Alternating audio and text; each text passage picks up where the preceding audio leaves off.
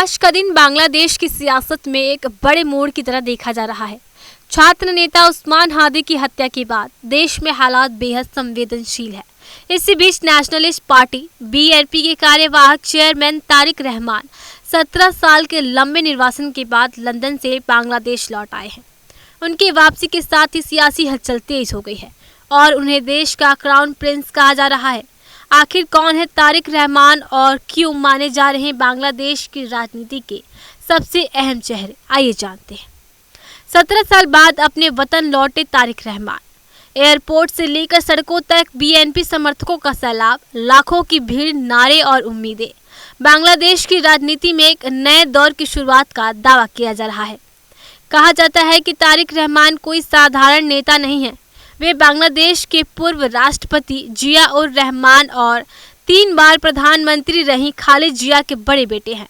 राजनीतिक विरासत और पार्टी पर मजबूत पकड़ की वजह से उन्हें बीएनपी का क्राउन प्रिंस कहा जा रहा है। गौरतलब है कि 2008 में देश छोड़ने के बाद तारिक रहमान लंदन में निर्वासन में थे।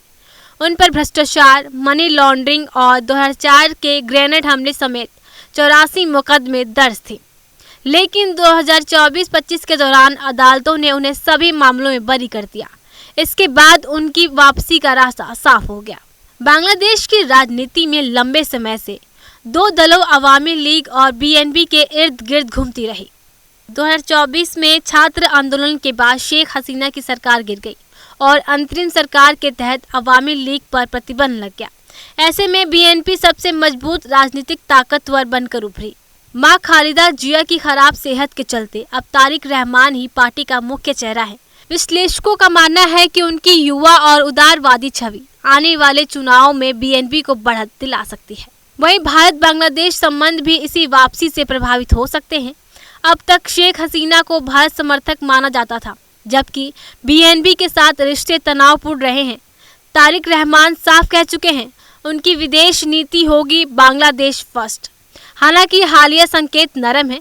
प्रधानमंत्री नरेंद्र मोदी ने खालिदा जिया के स्वास्थ्य को लेकर चिंता जताई, जिस पर बीएनपी ने आभार जताया। भारत को उम्मीद है कि भविष्य की बीएनपी सरकार क्षेत्र सुरक्षा और आर्थिक सहयोग बनाए रखेंगी। तारिक रहमान की अंतिम सरकार के प्रमुख मोहम्मद यूनुस से लंदन में मुलाकात भी हो चुकी है। उनके एजेंडे में चुनाव सुधार, लोकतंत्र की बहाली और राजनीतिक स्थिरता शामिल है। लेकिन राह आसान नहीं है।